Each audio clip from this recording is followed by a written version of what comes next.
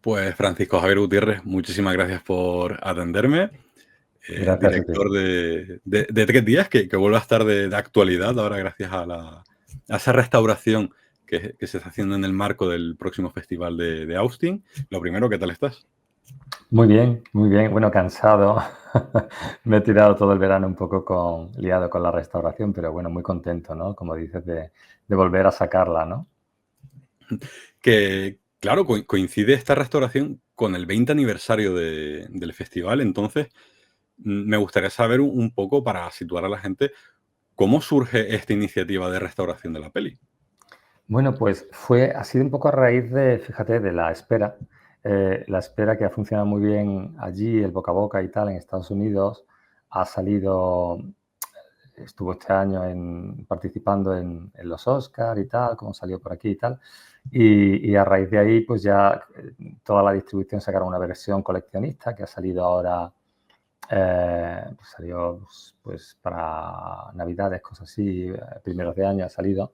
Y se ha extendido mucho y bueno, pues a raíz de eso surgió el tema, una distribuidora, hablando casualmente con una distribuidora un día y tal, me preguntaron, dijeron, oye, nos gusta mucho eh, la espera del mismo universo de 3 días, que hace mucho que no la vemos, por cierto, que pasa con 3 días, ¿no? Entonces hice las llamadas y las gestiones para ver qué tal y estaba libre de derechos ya, porque había pasado ya el ciclo cuando llegó a Estados Unidos al principio, con Wes Craven, que la llevó y todo el rollo y funcionó muy bien, pero ahora mismo estaba libre y dijeron, oye, pues nos interesaría ahora mismo con que ha salido la espera, sacarla otra vez, renovarla, limpiarla, porque está rodada en 35 y sacar una remasterización o un 4K restauración de la peli para bueno, pues aprovechar un poco también el tirón que ha venido con la espera y sacarla y que la gente que no la conoce, porque es complicada de conseguir la peli,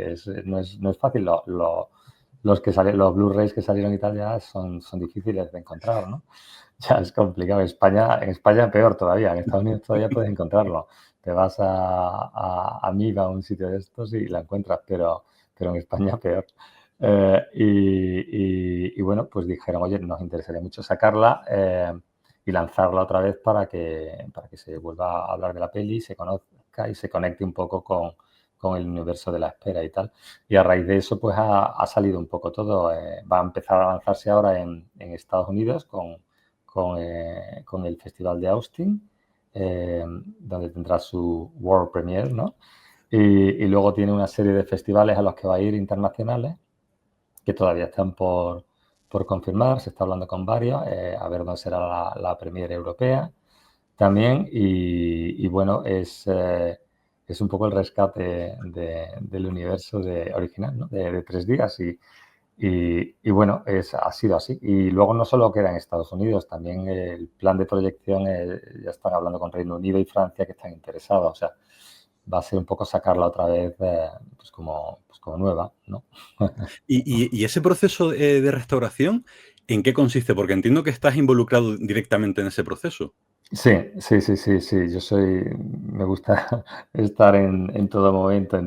Yo vine pensando que era en realidad un par de semanas, que era algo un poco más automatizado, pero se puede hacer así, pero el resultado no es el ideal. Entonces, lo que te decía, llevo aquí desde, pues eso, he venido un mes y pico de vacaciones que al final han sido colapsadas y me he quedado con todo el proceso de restauración. Es complicado porque hay maneras de hacerlo que, pues, según el escáner, o sea, es un mundo, podemos estar aquí hablando días. Yo lo he ido aprendiendo un poco, hice un poco de research, de investigación por mi cuenta, luego con Miguel Ángel Mora, mi director de foto, estuvimos hablando, viendo las opciones mejores y luego hemos estado haciendo mucha prueba, mucho test y tal, y probando calidad, dónde ganar más definición, cómo reacciona el color al cambiar de fotoquímico a digital, ¿no? Y todo es un mundo, ¿no? Y bueno, pues eso hemos tenido al final, estamos con 2 laboratorios que estamos trabajando, uno Mercury, que está aquí en Madrid, y otro también de Madrid, que se dedica simplemente al color, es como una boutique, que se llama Misterio. con el que ya trabajé en La Espera, que trabajo con mi colorista allí, que es estupendo. Y bueno, pues hemos estado el director de foto y yo todo el verano pues supervisando todos los procesos, hablando con los del escáner, haciendo pruebas, trabajando en el laboratorio de Misterio con el color, los tres ahí y bueno, todo para llegar a la fecha de que se ha anunciado ya de Austin, ¿no? Porque hemos sido justos, la verdad es que vamos a llegar bien, pero ha sido último minuto todo, ha sido bastante complicado llegar a un nivel de precisión, ¿no? Porque te digo, se puede hacer restauraciones de películas que, bueno, se tiran así un poco más y no están mal, sé bien, y de hecho hay algunas en el cine que están pasando ahora que no están mal, pero cuando la quieres cuidar un poquito más, sacar un poco más de definición, pero a la vez conservar el grano, los colores los tienes que tocar y claro, no pueden ser idénticos al 35, tienes que hacer una reinvención un poco de lo que tenías, ¿no? Pues ya es un trabajo de talonaje casi plano por plano, ¿no? Y es un trabajo y ha sido un proceso largo, pero bueno, disfrutable también y bonito, ¿no? Sí, ¿no? Y es un reto a la altura del reto que supuso la película en origen también. Sí, sí. Sí, la verdad es que lo comentaba también con Miguel Ángel, el director de foto. Hemos vuelto a lo mismo, otra vez a un reto nuevo, otra vez 17 años después con 3 días, sí. Es una cosa, además que no es un proceso que esté muy estudiado aquí en Europa, en Estados Unidos se hace más, porque obviamente en Hollywood se hacen todas las restauraciones, pues, Lawrence de Arabia y tal, y hay más tradición, más conocimiento. Aquí, como yo no me quería llevar el negativo y llevármelo a Estados Unidos, que es lo que en principio planteó la distribuidora americana, dije no lo quiero hacer todo local porque así puedo trabajar con mi equipo y supervisarlo e ir afinando, ¿no? Pues ha sido un trabajo más eso, Mm. de encontrar de dónde hacerlo y de eso. Hemos mirado, incluso he estado hablando personalmente con laboratorios de Francia, de Ámsterdam y de Lisboa. O sea, para ver cómo cuadrar mejor y que todo fluya mejor y con calidad. O sea que Vale, sí. hablamos de una peli de que tiene ya 17 años, es de 2008. Claro, Ajá. entonces, buscando cosillas sobre la peli, revisando entrevistas de su momento, las curiosidades que salen en mi IMDb, pues he visto algunos detalles que me han llamado mucho la atención. No sé si lo recordarás o no, pero, por ejemplo, una cosa que me llamó la atención fue que el título original del guión era El verano de la El roca. verano de la roca, sí. De hecho, la lata con los negativos que hemos rescatado ahora y nos las ha cedido la Filmoteca, ¿no?, Nacional para hacer este proceso, tienen todavía el adhesivo del verano de la roca. Se rodó, yo tengo la claqueta en mi casa que pone el verano de la roca. Y el cambio de título entiendo que fue para buscar algo que sintetizara mejor, ¿no? Que fuera más, que tuviera más Mira, impacto. fue un poco, fíjate, es que la peli se estrenó si recuerdas, en el Festival de Berlín, en Ujú. Panorama Especial, ¿no? Y fue el primer pase que teníamos. Y claro, cuando empezamos a transcribir todo a inglés, los subtítulos y hablar de la película, cómo la íbamos a lanzar, tenemos que pensar en inglés. Y claro, la película, la traducción literal del Verano de la Roca, suena es The Sí. Summer of the Rock, The Summer of the Rock, y parecía un musical, ¿no? Un musical de rock. Entonces fue cuando dijimos, bueno, esto no acaba de funcionar en inglés. Así que estuvimos dándole vueltas y al final sintetizamos por eso de que son 3 días, pues bueno, los 3 días antes del fin del mundo, y al final nos quedamos con 3 días en España, que fue una cosa, en inglés empezamos con Before the Fall, que es como se titula, como antes de la caída, pero que no suena bien en español. Antes de la caída queda muy bien en inglés, Before the Fall, y bueno, pues, era en verano, antes del otoño y todo, bueno, y Before the Fall de la caída del protagonista, ¿no? Y del hundimiento moral y de la raza y todo el rollo tiene significado y quedaba muy bien en inglés, pero en español no acaba de encajar. Entonces ya volvimos y dijimos, ya no vamos a llamarla el verano de la roca, la vamos a llamar 3 días, que es como quedó al final. Sí, luego, también que el guión hubo varias reescrituras, porque está escrito Ujú. a cuatro manos. Sí, lo escribí Eh, con Juan Velarde al principio y luego ya me lo llevé a mi terreno entero y empecé de cero y le di un toque más, oscuro, ¿no? Claro, es que leía en una entrevista de la época en la que hablabas acerca de esa primera versión, de esa versión original, porque se hablaba acerca de esa polémica con la peli, de cómo la había Ah, recibido parte del público, un poco sí. esa polarización que había, Ujú. En y decías que Berlín se notó mucho, claro, sí. y decías que en la primera versión había 8 niños, Sí. que morían los 8 y ninguno Sí. por el meteorito. Sí, había una versión, no se llegó a acabar de escribir y tal, pero estuve trabajando en una que la idea inicial, Juan tenía pensado un poco lo del, no sé si eran 7 u 8, pero por lo de los cerditos, un cuento, era como un cuento, los 3 cerditos y tal. Bueno, no me acuerdo exactamente ahora cómo iba la historia, pero había un montón de niños, había un montón. Claro, a la hora de rodar con niños ya es complicado. Ya tuvimos 4, uno de 4 años y una de 11, otra de 12 y el otro de 16 o algo así. Y ya era, o sea, iba a ser complicado. Ya en esa versión vi que había demasiado ya. Y hablando con Antonio Pérez, el productor, también dijo, bueno, Javier, quítate unos niños de encima, no en pantalla, quítatelos antes, porque va a ser un Cristo rodar con tanto crío en el rodaje. Y me alegré mucho luego, ¿no? Porque la verdad es que es complicado, ¿no? Con ese calor, esas temperaturas y los niños y tal. Así que sí, seguí manteniendo la esencia. Yo lo chequeaba con Antonio, el productor, Antonio Pérez, bastante, porque decía, bueno, estoy apretando mucho porque la peli ahora, pues eso, es violenta. Pero en ese sentido, Antonio siempre conmigo, por eso he trabajado con él también en La Espera, me da mucha libertad. Dice, haz lo que quieras, es tu peli.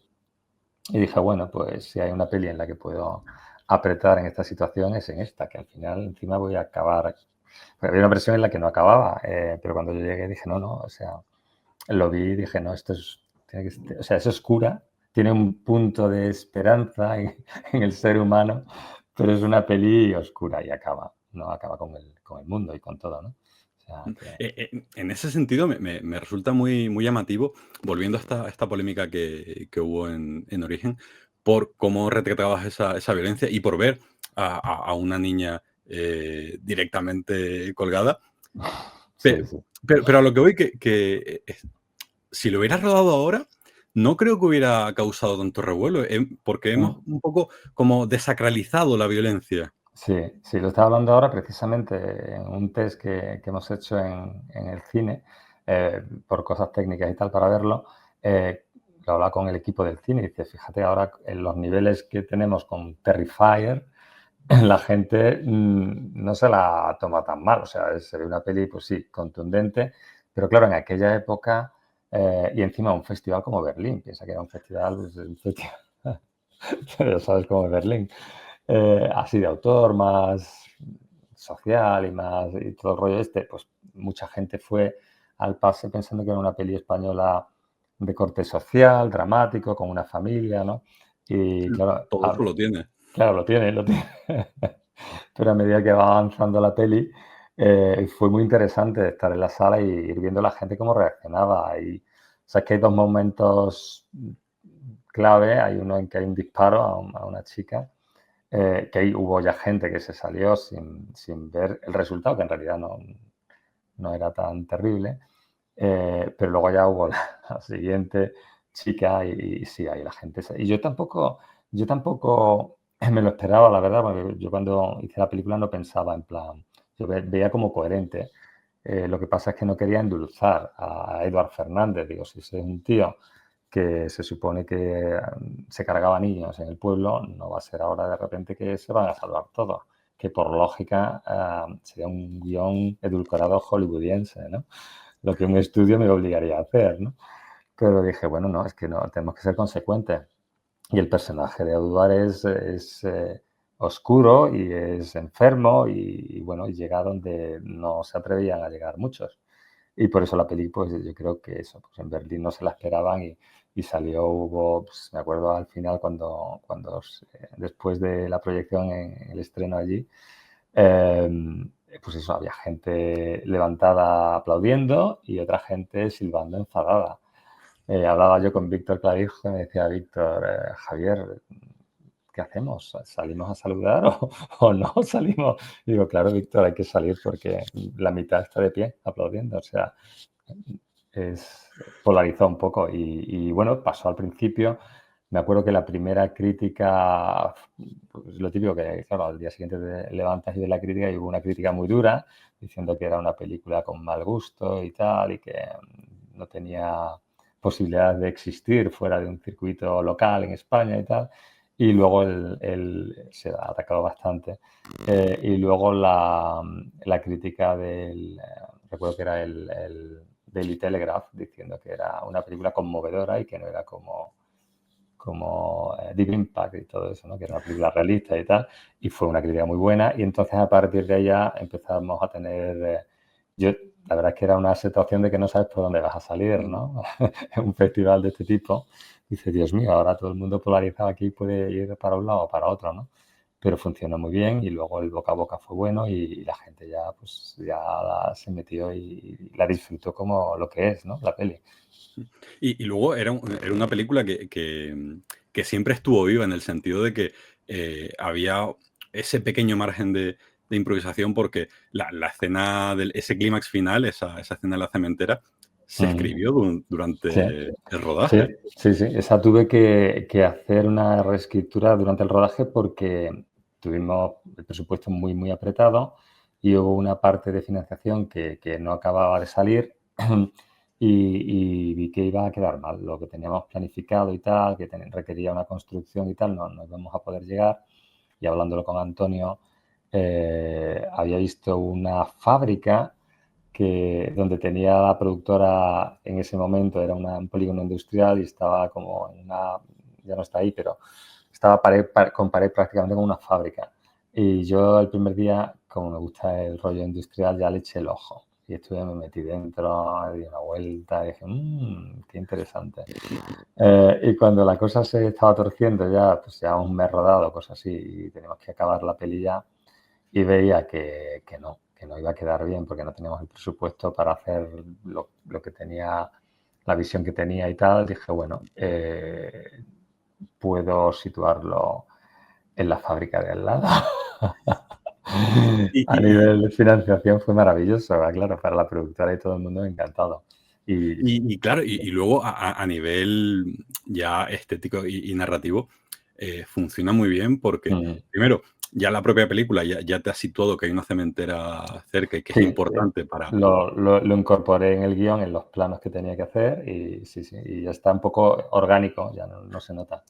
Ah, Y luego que es una escena a nivel energético, a nivel de personajes, muy primaria, muy muy primaria, de muy supervivencia. sucia, muy de supervivencia. La peli es una peli muy de supervivencia y de instintos básicos, que es algo que a mí siempre me interesa eh, estudiar, ¿no? O sea, mirar el comportamiento animal, natural que tenemos, ¿no? Cómo puede llegar a extremos oscuros y terribles o cómo a la vez puede ser bello, ¿no? Y tener, según la elección de nuestro protagonista, siempre está, pues, Víctor, tanto en la espera como en este, tiene que elegir, ¿no? Es una película basada en decisiones, en por dónde vas, ¿no? Hacer lo correcto, tiene un poco de cuento, un poco en ese sentido, de fábula moral y tal, pero sí, son muy primarias y yo quería una pelea muy sucia y la cementera dentro del look y todo eso me encajaba muy bien.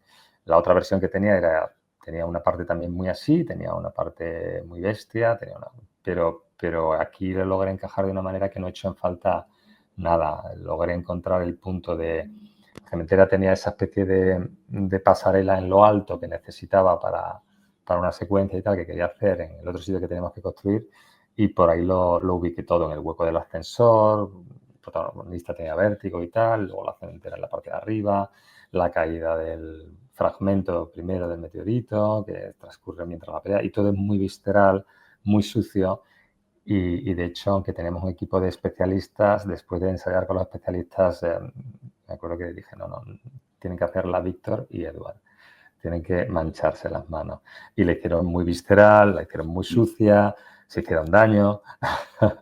O sea, es muy real, es muy real. Lo que veis ahí está bastante bien supervisado para que no hubiera un accidente y tal, obviamente, pero es muy, muy física. Es una escena que tanto Víctor como Eduard acabaron, pues sí, muy, muy agotados, ¿no? Extenuados después de rodar eso, imagínate unas cuantas veces, ¿sabes?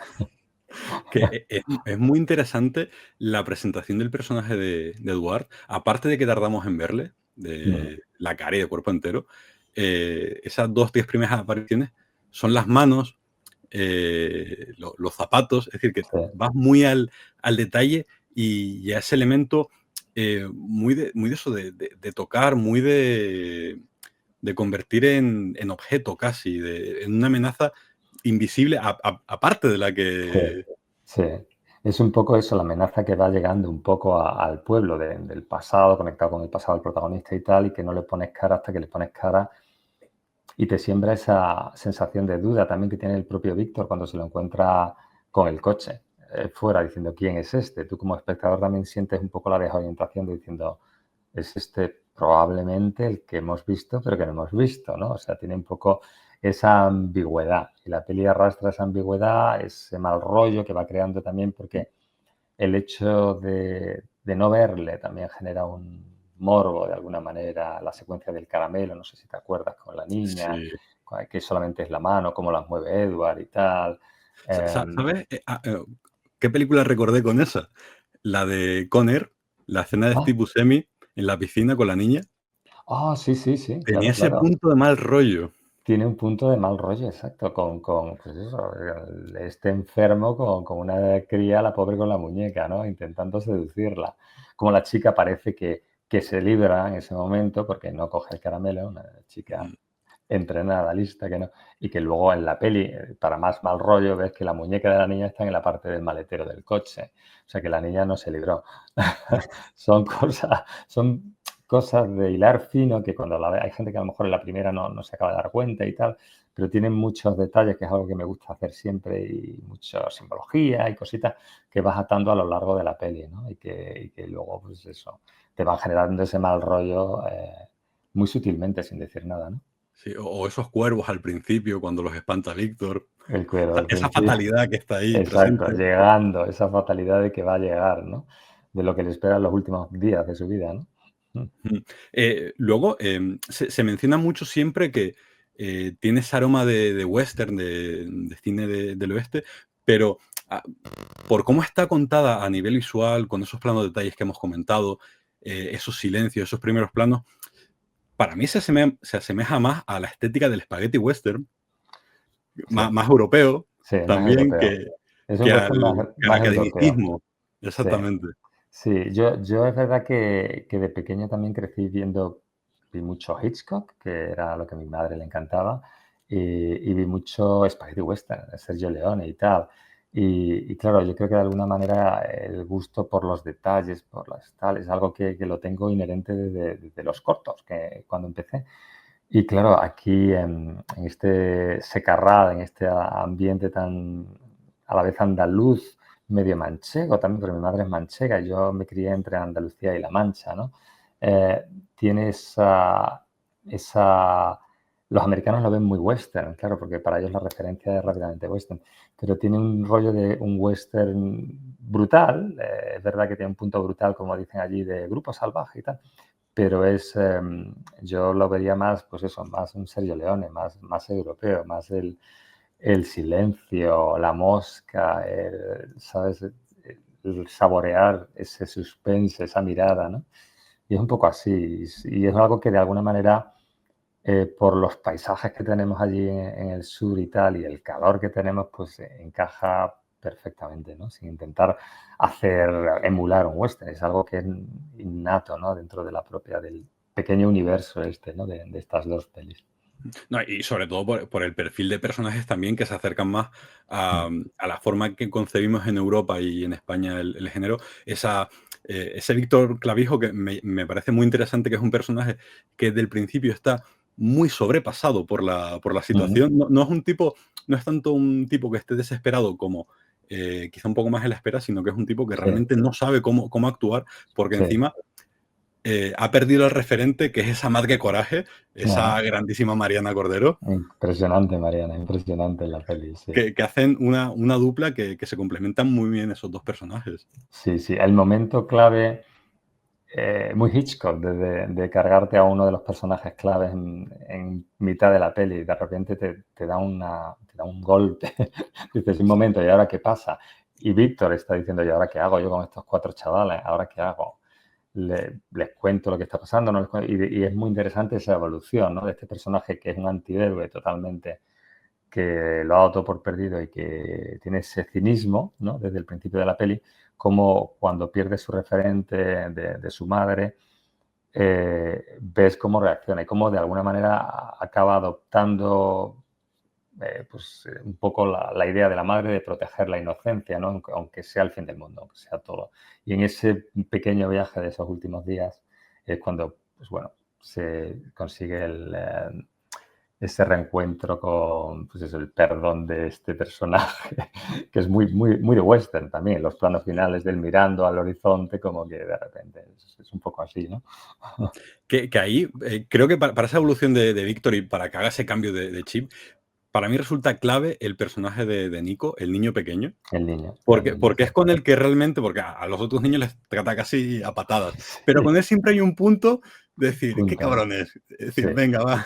Hay un punto de conexión por el cual va esa coraza que tiene, porque el personaje de Víctor no es que sea un tirano, pero tiene una coraza, ¿no? Construida Mm, a lo largo del tiempo de los golpes de la vida, ¿no? Y poco a poco esa conexión con Nico, con el chaval, le va un poco reblandeciendo y abriendo la coraza, ¿no? Y es ese muy bonito el hilo que poco a poco va hasta ese final, ¿no? Que te das cuenta que ya miente como la madre, ¿no? ¿Dónde está Lucia? No, ¿dónde está Clara? ¿No? Ahora viene y tal, ¿no? Y sí, miente como la madre, ¿no? Está de camino. que es un final muy bonito, es decir, Mm, que después de tanto sufrimiento, después de tanta angustia, tanto por parte de personajes como del espectador, mola ese punto, mira, está todo ya acabado, mm. pero vamos a darnos este minuto de paz, de De tranquilidad paz. antes del Sí, final. sí, un final dentro de lo que te decía, un final oscuro, porque no tiene concesiones la peli, pero a la vez a nivel interno de viaje de Víctor, de Ale, pues bueno, muere en paz. Y se quedó, ¿sabes si se quedó material fuera del montaje? Si se quedó alguna escena o alguna cola que... Prácticamente nada, porque yo también ruedo con storyboard y lo tengo todo muy, muy cerrado. Son pequeños descartes de un plano un poco, yo qué sé. No, no hay nada, o sea, no esto de hacer un remontaje con una versión, no, no, porque está todo y al plano único, mucho, eran 35 y teníamos un presupuesto muy Claro. limitado y tirábamos a plano, o sea, el último plano de la peli de la caída y tal, ese es única toma, o sea, es el plano. Y así unos cuantos, en esa peli, jugando, ¿no? Pero Mucha ya. tensión, entonces, Sí, para rodar. sí, sí, no, hombre, yo lo tengo muy claro. Ahora, como usamos digital, pues la espera, pues usas de vez en cuando otro. Dice, bueno, vamos a tirar otro que es gratis, pero ya lo tengo, ¿no? Y tiras otro casi como que ya ni lo estás mirando. Yo estoy mirando la hora, ya digo, bueno, vamos a hacer otro por si acaso.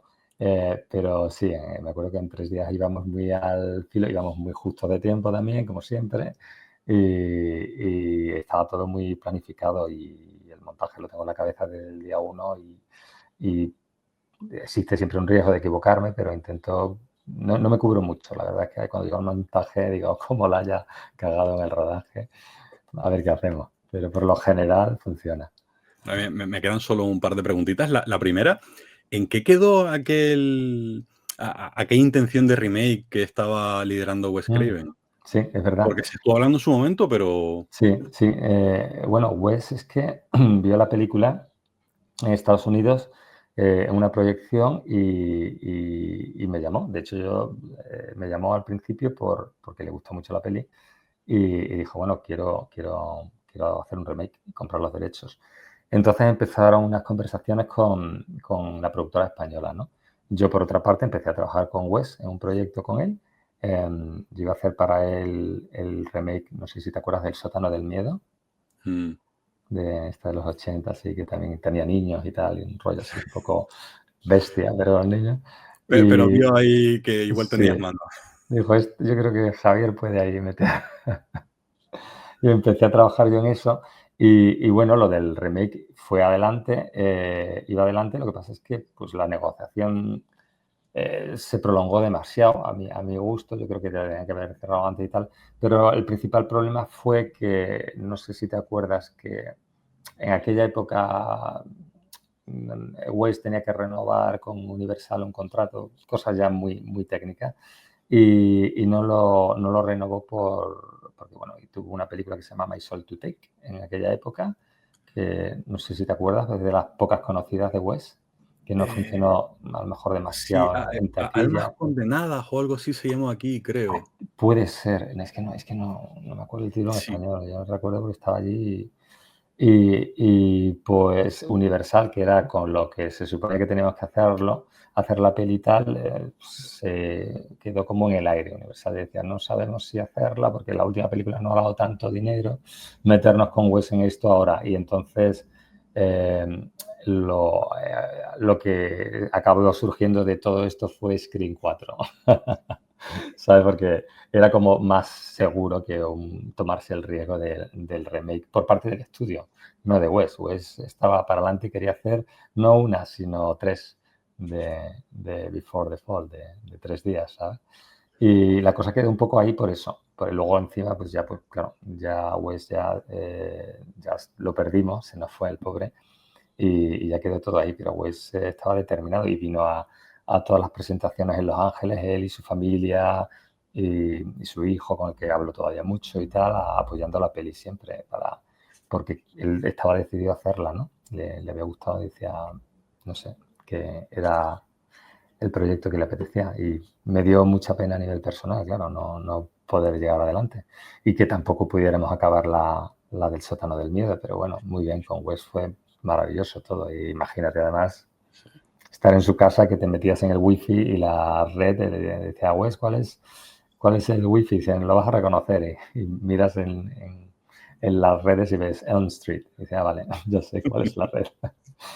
Sí, sí. Eres la envidia de toda una generación. Sí, no, pues Wes, el mejor, ¿eh? Muy, muy buena gente, un sentido del humor muy, muy negro y te gastaba una broma y no lo acababas de. Decía, ¿me está gastando una broma? Es tan negra, de repente te lo soltaba como con una suavidad. Tenía un sentido del humor era muy suave, era hablando, muy relajado, pero muy bueno. Wes, un crack, un Sí, crack. mira, acabo de chequear y sí, era Almas condenadas, que se estrenó Alma aquí en condenada, 2010. ¿no? Sí, sí, sí. Y para finalizar, claro, estuve viendo la peli otra vez para hacer esta entrevista y hay un detalle que digo, joder, pues aquí igual hay potencial. ¿No os habéis planteado nunca el hacer una historia de Soro, de esos primeros crímenes? Ujú. Sí, sí, lo hablé con Wes que le interesaba mucho esa parte Es también. que Ah, sí, sí, estuvimos hablando de eso y estuvimos hablando también de una precuela y una posible secuela, que eso ya era un poco, pues decía, pues eso ya es estirar un poco. Pero, no hay tiempo pero, igual. pero a él le gustaba mucho. Yo creo que la conexión que veía Wes de alguna manera, ya conociéndolo y tal, era yo, porque trabajé con él y estuvimos también hablando, aparte del sótano del miedo, de otro par de proyectos que le gustaban y yo hablé con él un poco de sus personajes.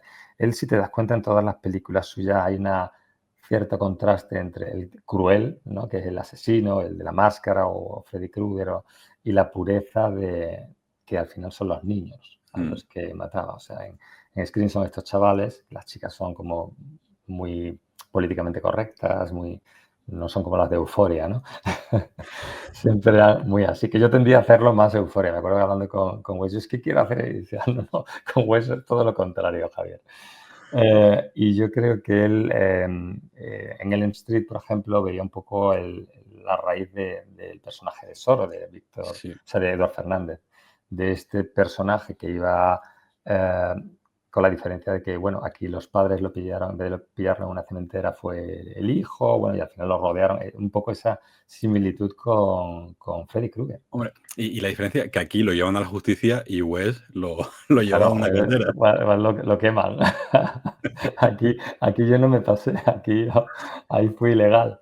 Pero sí, sí, yo creo que vio eso y probablemente si hubiéramos hecho la versión de Wes, no sé qué habrían hecho los padres con Edward Fernández.